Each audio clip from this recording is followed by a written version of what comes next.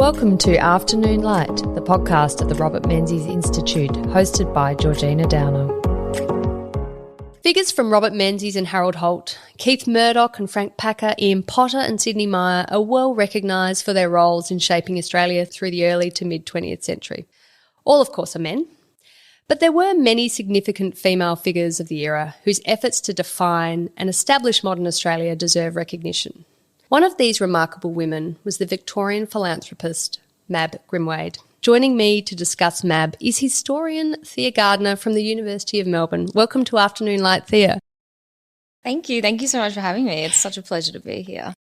It's very exciting to have one of Melbourne Uni's PhD students too.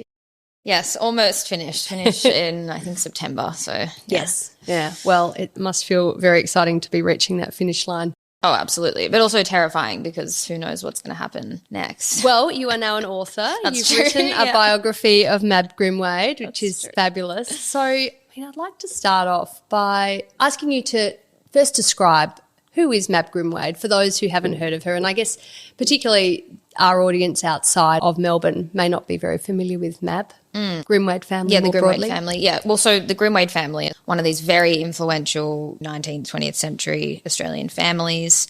Mab herself came from one of the wealthiest families in Victoria. She was born in the late 19th century in the 1880s, and then she died in the 1970s, so she had an extremely long life. And I'd just say, of course, I have a Robert Menzies interest. Yes, yeah. Overarching all this, almost exactly a contemporary of Robert Menzies. Exactly. Yeah. So she was of a certain era. She was an incredible philanthropist. That was probably, I guess, her main duty in life was to give back, give to others because she was from such a wealthy background. Also, she was interested in building social, educational and cultural landscapes of Victoria. She was interested in building up the state of Victoria into something that maybe resembled Britain, but also was distinct and uniquely Australian as well. She was also an avid golfer. She was... There's a special Mab Grimwade Cup, isn't there? There is a Mab Grimwade, at the Royal Melbourne Golf Club. There's a Mab Grimwade Cup that was instituted in the 1930s, and there's actually a chapter in the book on women and sport in Australian history, particularly golfing, because, that was Mab's favourite pastime was golf. She played links all over the world. Everywhere that her and Russell went, they just found the golf course. I was interested in the Grimwade collection here at Melbourne University. There are some photographs of Mab playing golf. Yeah. And, of course, she's of her era. She's playing golf in a full, beautiful blouse and full skirt. Absolutely. Yeah, there's a photo of her. She was on an all-girls cricket team when she was a teenager. She was actually a captain of this cricket team, and they're wearing, like a full outfit with the long skirts, petticoat, like hat. I don't know how they moved, but that was being a woman playing sport at that time. Yeah, you weren't to wear pants. But hang on, the question was who was Mab Grimwade? So she was married to Russell Grimwade, who was a very influential chemist, botanist, pharmaceutical entrepreneur and philanthropist. She never had children with Russell, so it was just those two, and they had a really strong partnership. But these are sort of things that she did in her life. But I'm hesitant to say who she was as a person because it's hard to know. I don't have a lot of private sources on her. I don't have a lot of diaries or evidence of her inner life. So I don't know how to describe her, what she was really like, what her personality was like. I can only look at what she did. So it's kind of an interesting thing when you're writing a biography is, do you really know the person that you're writing about, and what image are you presenting of them? That's right. Yeah. Yes, if you don't have their letters or their speeches, those sorts of things that might show their thinking and their emotions and and how they dealt with situations, all you have are the activities and the interests and what the causes she supported. Yeah, which can give an insight, obviously, but it's a different kind of biography. It's more of a public biography. It's more of one of those historical biographies that's looking at, as the title says, the world that she inhabited. How is she indicative of women of a certain class who lived during a certain time? Yeah. What inspired you to write this book about Mab Grimwade and her world? Well, so my research interests are very broadly Australian women and how they figure into historical memory. My PhD research focuses on Portia Geach, who was an artist and a social activist, similar to Mab's time. So, born in the 1870s and died in 1959. And I'm interested in how these middle to upper class women figure in Australian historical memory, how they're forgotten, sidelined in the dominant narratives of Australian history, which have for a long time belonged to men and the nation. And Melbourne University Publishing actually was already wanting to write a book on Mab because Mab was so influential in Melbourne University Press. She and her husband Russell started an imprint of the press, or gave money to start an imprint called Magunya Press. And obviously there's been biographies of Russell written, but there's never been anything written about Mab herself. And so I guess it was time for a biography of this incredible philanthropist. And I actually hadn't heard of Mab when it was suggested, like so many others. I'd heard of the Grimwade name, obviously, but every time I hear about a woman who I've never heard of before, that excites me, and I go, right, let's get into it and let's get this story told. Yeah, well, no, I think it's fabulous that you have been able to tell it, because it is true. A lot of the telling of Australian history really to the middle of the 20th century is around male protagonists. And that is, of course, where public life was. It was a male domain. Politicians were invariably men. The business leaders were men. The journalists telling the stories were mainly men. So women tended to have more home-based lives. But in the domain of philanthropy, this was, of course, where a woman was able to have maybe an outsized influence, would you say? Yeah, I would think it comes down to class. So for a woman of Mab's class, Mab was within the top wealthiest elite. She grew up in Toorak in a mansion, and she stayed in Toorak in a mansion for her whole life. You know, she grew up in a house at Montalto that was around the corner from Magunya, which is the house she lived in with Russell. So she really experienced society from the vantage point of someone in this social elite. And so obviously we had working class women who had been in the workforce forever and who did domestic labour as well. And then you've got middle class women who are entering the professionalised workforce at the same time that Mab is growing up in this very sort of sheltered society. And so someone of Mab's class as a woman had this duty to have a family, get married and have children and stay in that position, be a hostess, be a wife. And there's nothing wrong with that. And she didn't see anything wrong with that either. But there were certain ways that women of her class could exercise power within that role. So it wasn't necessarily subverting a role, but being a philanthropist and doing philanthropic work allowed women like Mab to exercise this power that was otherwise denied to them, to exercise financial power, to create a world of organising and socialising and networking that bridge the public and private spheres in a way, because it was kind of both. It was kind of both things. But I don't think it challenged dichotomies between genders, really. No, the women in that philanthropic space was seen as socially acceptable. They were maintaining elite society through their philanthropic work. Yeah, absolutely. Yeah. So, Thea, tell me about this world she was born into. This is it 1880s? Yeah, 1887. So colonial Victoria. She's actually born out in the Western Districts, isn't she? No, so she's born in Melbourne. She's born in Melbourne. But her family's... So the Weatherly family, yes, from the Western District, but who were on her mother's side. And then her father's family, so her father was George Coleman Kelly. His father, John Kelly, was actually migrated from Ireland to Deniliquin, I believe that's how you pronounce it, in New South Wales, right? So he was a police magistrate there. I mean, that's a whole other story. He was embroiled in a lot of problems. He was actually a convict from Ireland. But brilliant. Yeah, that adds a layer of complexity. It adds a layer of complexity, and we'll get into that when we look at this difference between the class of the Grimwades and the Kellys. So Mab's family... Mab's grandmother, so her dad's mother, moved to Melbourne with her sons, and then Mab's father invested in BHP. With his brother and his brother-in-law. And so they invested, I think it was £150 in BHP, and in 6 years that was over £1 million. In the 1880s? I don't know the exact date. But in the 19th century. In the 19th century, yes. £1 million in the 19th century. Yes, correct. So they were one of the wealthiest families in the country, I would say. Right. Yeah. That is incredible. Yes. Yeah. So obviously that was split between a few people, and so she grew up in this very extremely wealthy class, and her father and mother belonged to this new gentry in Victoria. So you've got the aristocratic class pre-gold rush, very early, like Governor Latrobe and people like that in very early settlement, white settlement of Melbourne and Victoria. And then post-gold rush, you have new money. You've got people who have made wealth by coming to Australia during the gold rush or through land ownership and through investing. And this was the Kellys. So they're part of this new class. New gentry. So in that era, maybe nouveau riche would be the term. Nouveau riche, yeah. But I don't know if he would have wanted to be called that. I think he had an interesting idea of their family history because, as I said, his dad's a convict. So she grew up in this world of the elite in Toorak. In Australia, there was a lot of social upheaval going on. We've got federation coming. We've got rising nationalism. We've got people vying for national identity. But Mab...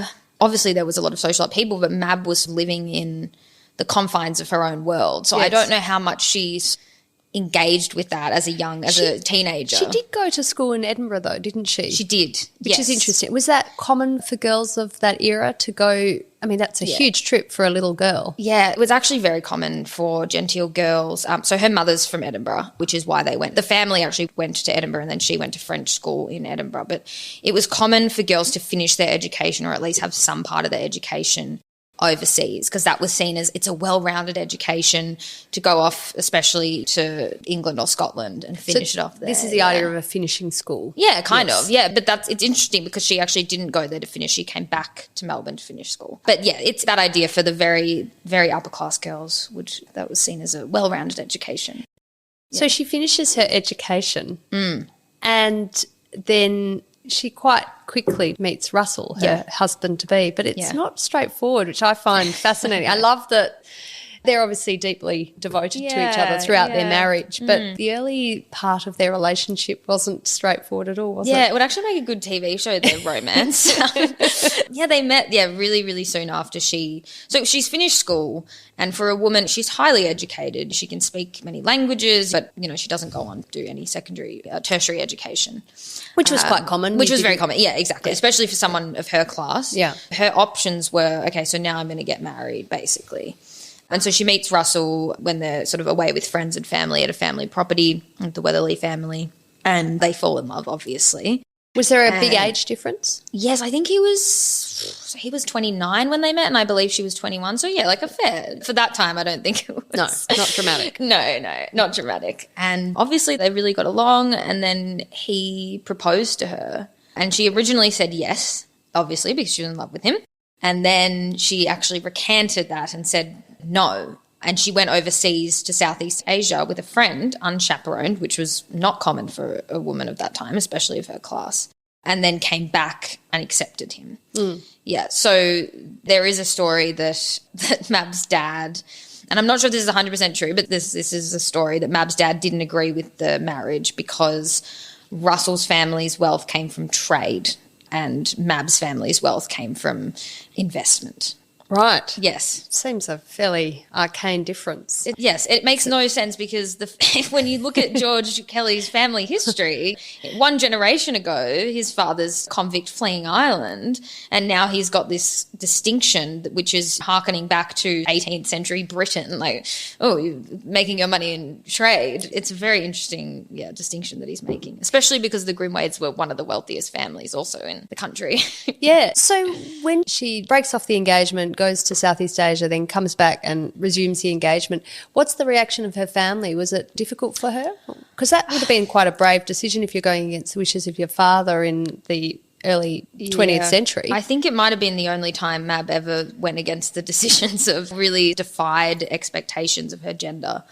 I don't know what the reaction was. I'm not sure. Obviously, they went to the wedding. I think they were Well, that's a good sign. That's a good sign. Yeah, I think they obviously grew close and I think it was all fine in the end, but she was defying her father's wishes and she went overseas. Obviously she was having a think about it while she was overseas unchaperoned. So this may have been an act of rebellion, one of the only times that I can see Mab rebelling. But yeah, I'm not sure what their response was. Her dad was probably annoyed at first and then went, well, I guess it's fine, because they're only going to live around the corner. Yes. Well, and so what a wedding present she got. I know. So Russell gifted Mab Magunya the house that they lived in for the rest of their lives, which is a beautiful mansion in Toorak. It still exists, still there today. And, yeah, that was the centre of their social life and home life and family life, yeah. And those mansions in that part of Melbourne, they were sort of largely built in that mid-late 19th century. So with that gold rush wealth. Yeah, yes. so they're very grand Victorian residences, aren't they? Well, yes. Magunia's kind of an interesting amalgamation of different styles of architecture because Mab and Russell built on it over time. So originally it was a fairly simple one-story structure. It was still a mansion, but then it became this 2-story, 12-room mansion that just Mab and Russell lived in. And it's got arts and crafts style. They had various architects work on it. They had various famous gardeners work in the garden, on the gardens. And so you've got British-style gardens, but also native rose beds and things like that, but also native plants. So the home was a very interesting, eclectic mix of architecture, but certainly originally from that era of post-gold rush land boom Victoria, yeah.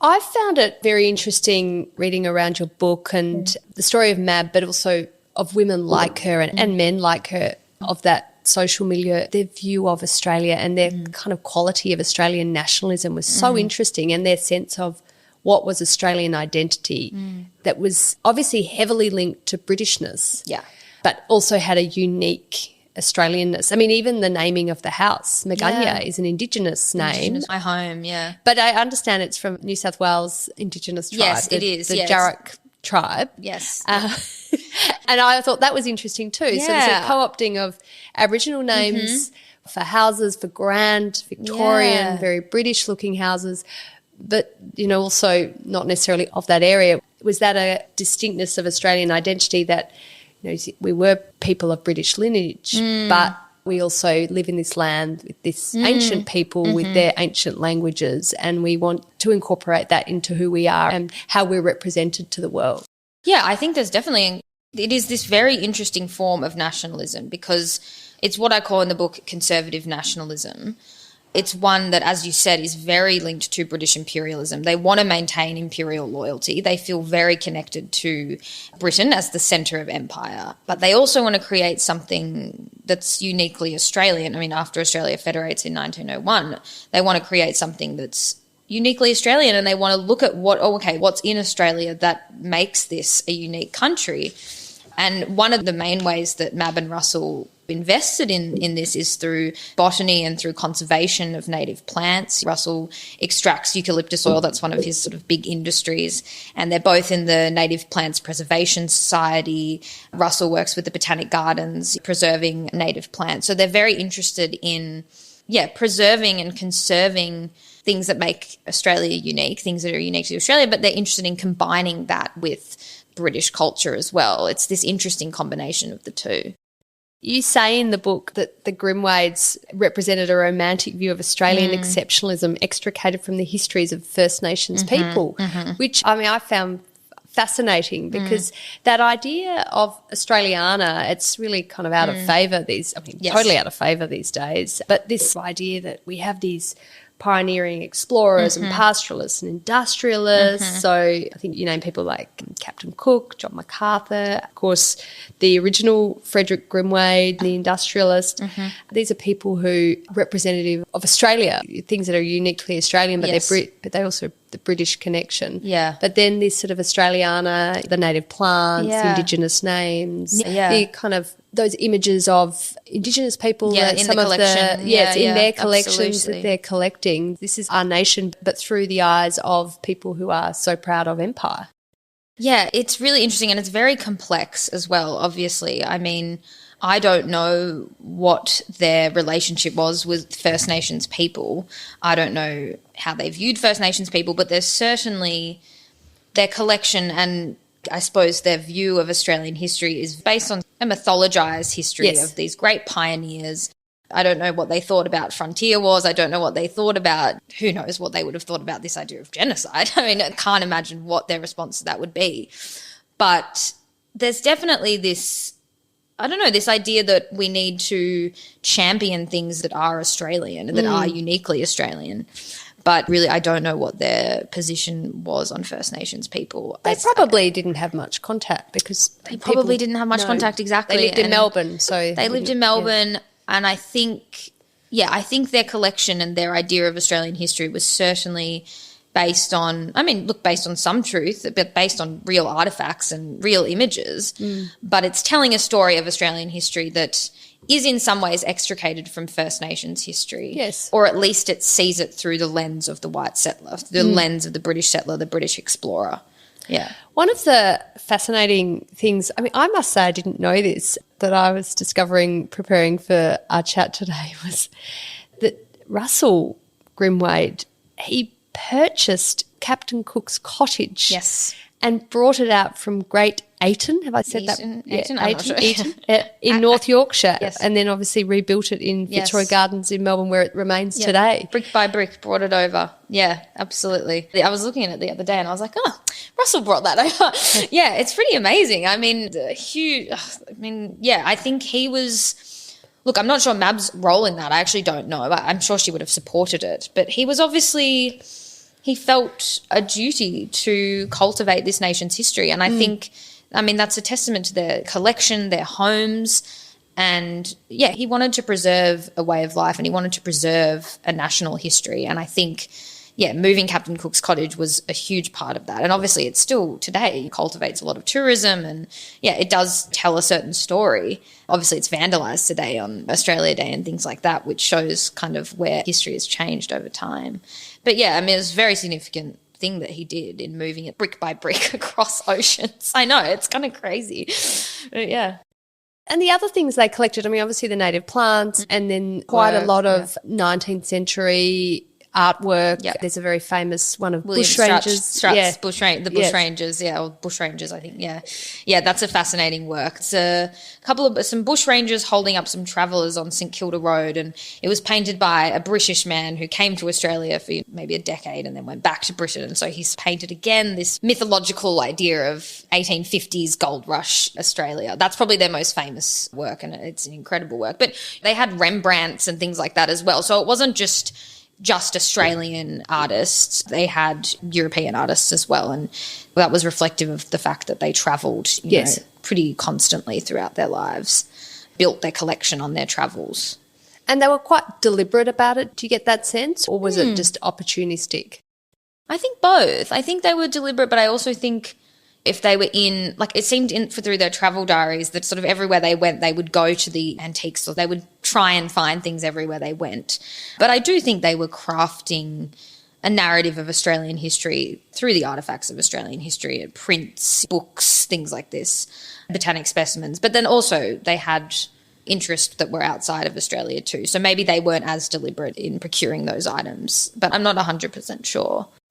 Yeah. Something I found interesting about the collection is the interest in Japanese and Chinese artefacts, porcelain and little ornaments and things. Yeah, I think Mab really, really liked, delicate porcelain and ornaments. I think there's lots of Chinese vessels and things like this. They spent time in China and Japan. Yeah, I think in the 1950s actually. Yeah, so they would have probably procured those overseas or had someone procure them for them. Yeah, it is quite interesting. I think that might have been Mab's influence.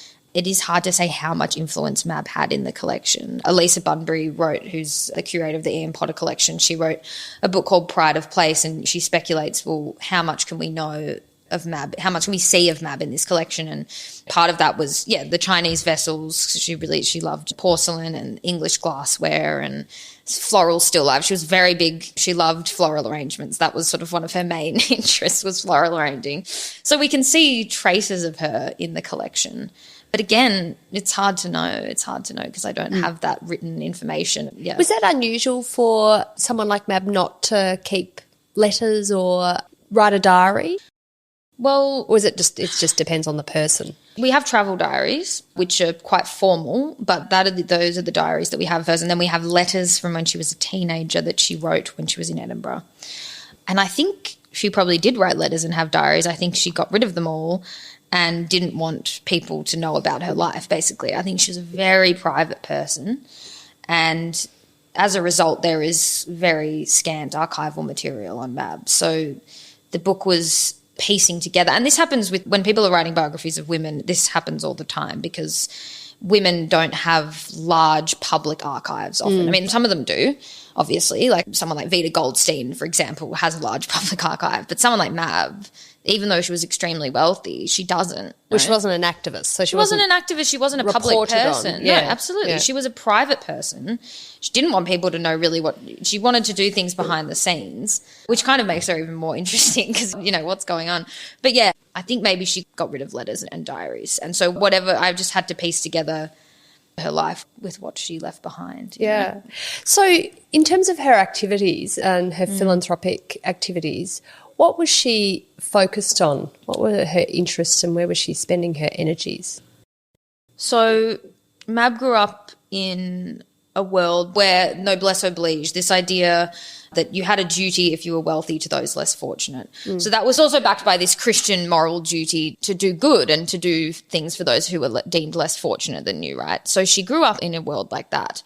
And I think that meant that her philanthropic work centered upon helping children, helping poor people, helping working class people. So her main kind of philanthropic work centered on the Free Kindergarten Union of Victoria, although she did philanthropic work with art and education as well. But this was her main source, her main outlet. And she was president of the Fitzroy Mission Free Kindergarten during the 1940s. And she actually got what's now called the Isabel Henderson Kindergarten built in Fitzroy.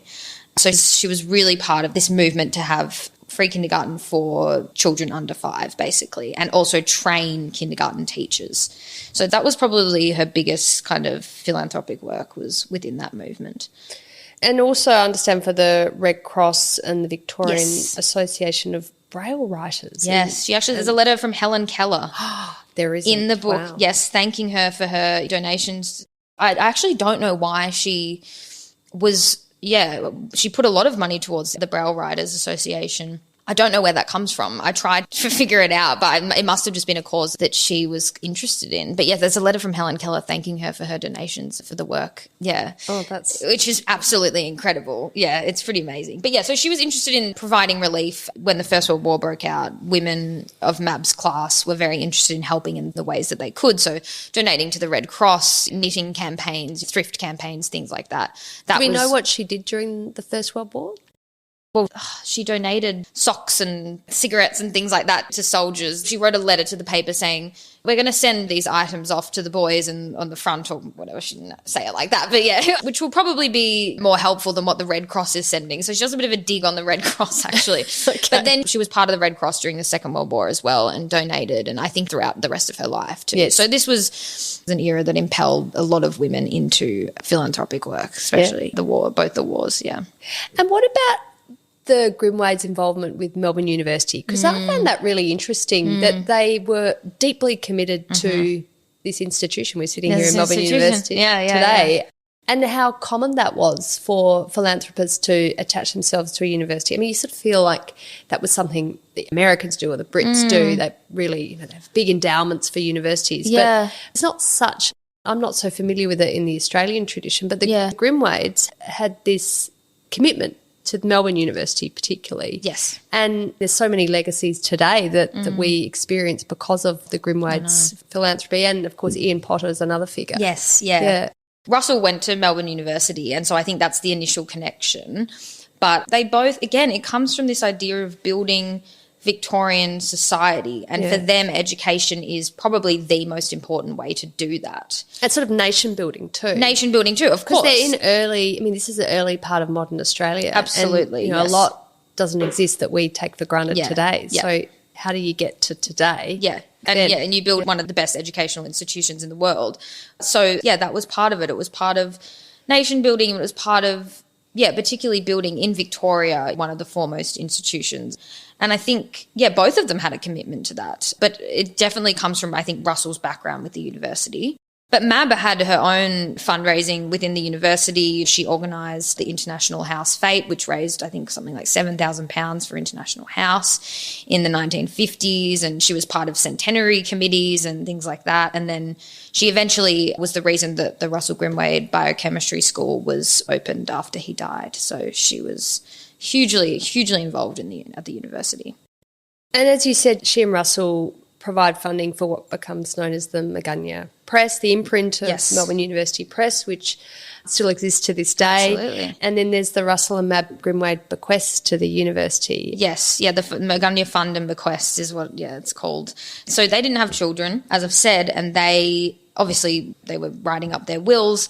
They were figuring out, where are we going to give all our money to? And obviously family members, yes, nieces and nephews and things like that. Don't worry, they got stuff as well. But they sort of gave most of their wealth to the University of Melbourne, including their entire collection of artefacts, paintings, Australiana, everything from down to the Scotty dog ashtrays. We have them as well. I saw the Scotty dog collars too. Yeah, so cute. Yeah, well, Mab was, I don't think I've mentioned this, but Mab was, her favourite thing in the world were her Scotty dogs, of which she had a succession of.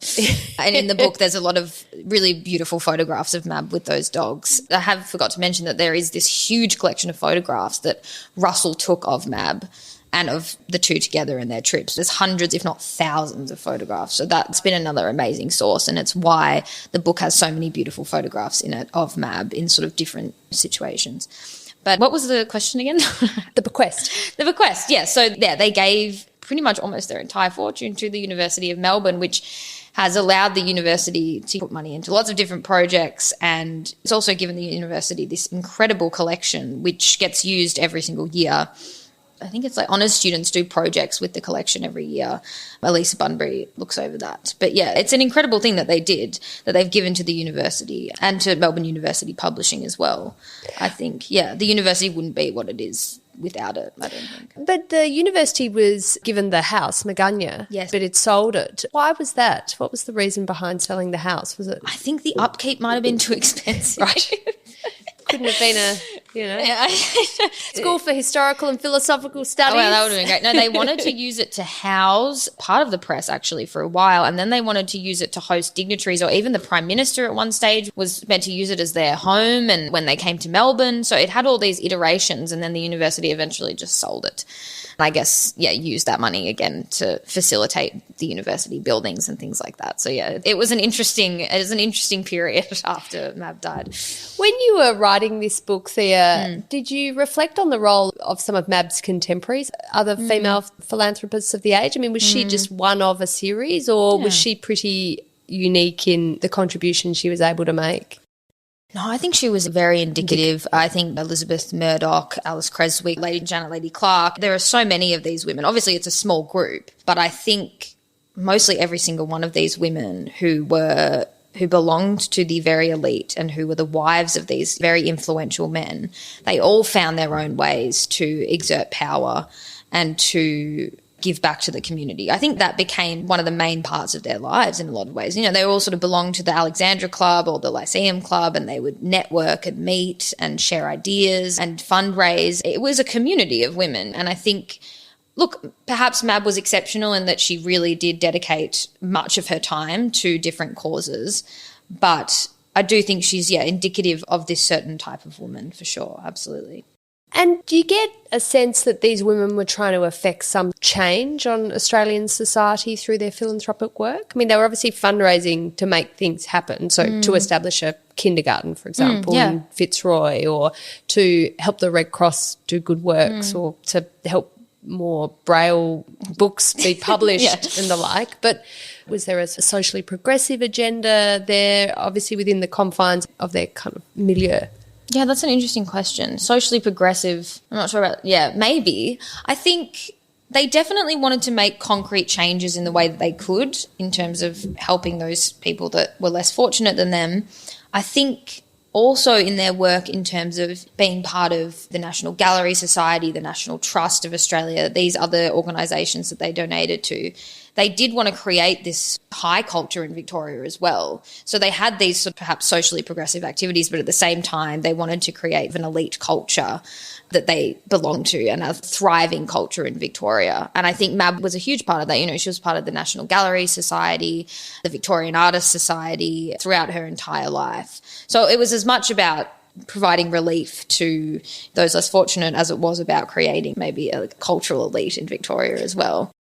Did you think that women like Mab were breaking a path for women to come in terms of their activities in the community sphere?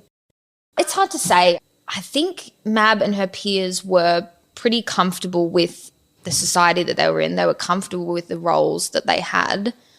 I think they were able to access power and to forge a community of women that did bridge the public and private spheres. It did push the boundaries a little bit, but at the same time, it reinforced them. I think it does come down to class, because middle-class women are entering the professionalised workforce at the same time that Mab and these other women who are wives and mothers are maintaining this elite society within their philanthropic work. So I'm not sure if they were pushing boundaries, and I'm not sure if it's a bad thing that they weren't. You know, I think it's fine for that to be the story, is that these were women who were happy with the situation that they were in and they did what they could. Yeah. But that was the society that they were born into, and that was what they enjoyed to do.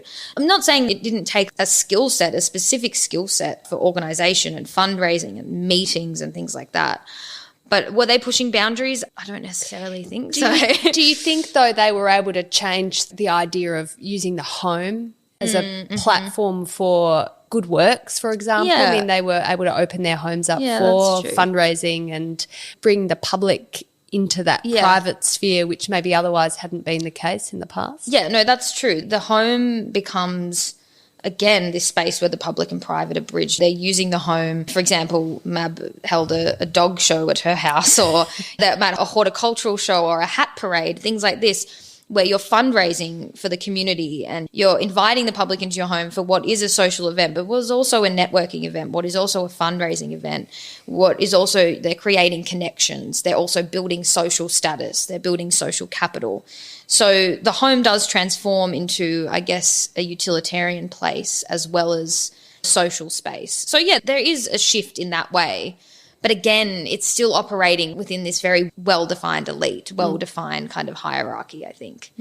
So yeah, I mean, I guess that is boundary pushing in some ways, but I'm reticent to say that There was anything too radical about exactly, it. because it wasn't, and that's fine. Like, it doesn't have to be, you know what I mean? So what do you think is Mab's enduring legacy then, Thea? Yeah, I think that, well, primarily her philanthropic work is, I think, her biggest legacy. The Isabel Henderson Kindergarten is still there. It's on Ray Street. It's right near where I live, actually, in Fitzroy North. I think, obviously, the Magunya Fund and bequests have given generations, people like myself, opportunity to explore the artefacts of this country's history, maybe somewhat more critically than Mab and Russell did. Mab and Russell have helped build this institution, Melbourne University. But even something like the Mab Grimwade Cup, these small things, or the Mab Grimwade Rose, we didn't get to talk about that. Oh, yes, I read about that. There is a rose named after Mab Grimwade. Oh, I'd love to smell it. Yes, me too. It's beautiful, actually. It's a very beautiful rose. You can still grow them today. Things like that. And also Magunya, this home that Mab and Russell wanted to preserve their way of life, a way of life that doesn't exist anymore. It's a way of life that was just around the time of Federation, the late 19th, early 20th century. I think that their artefacts and their home, which is an artefact itself, is part of Mab's legacy, Mab and Russell's legacy. So, yeah, I think those things are, I guess, her greatest legacy. In terms of the enduring legacy of that sense of national pride and nation building, do you think we've lost that? Yeah, I think we might have. I think to an extent we might have. I certainly think my generation does not have that sense of patriotism that Mab and Russell, that was so strong. I think it would be very hard for people my age who aren't Australian historians to understand the national fervour that was occurring during the late 19th and early 20th centuries, the pride that people had, particularly white settlers had in this country's history. I think we're completely extricated from our history now. I don't think people know about our history, and I think that's a shame. And I think that because people don't know about our history, that means that we lose pride in it. And why do you think we don't know about our history? Is that a problem with education? I mean, we've got the Magunya bequest, we've got all the right tools here at Melbourne University. But again, I guess this is an elite environment, isn't it? Exactly. Yeah. And look, I do think it's getting better. I do think they teach Australian history at schools now a bit more. But even when I was at school, it wasn't great. And I think, it's absolutely about education. It's education from a very young age. We should be learning about First Nations history, white settler history. It's so important to know about our country's past, especially if we want to make any kind of change in the future. And I think that was a huge part of Mab and Russell's identity, was we need to understand the past to help forge a future for Victoria, for Australia. Yeah. Well, I think that's a very good note to end on, Thea. And of course, you're singing from the same songbook as us here at the Robert Menzies Institute. Yeah. It's been an absolute delight to talk to you about Mab Grimwade, and all the best with the finalising your PhD. Thank you so much. Thank you.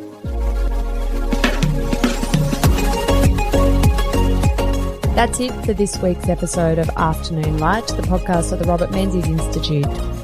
Please make sure to subscribe and catch up on our latest online content on our website or on Twitter, LinkedIn or Facebook.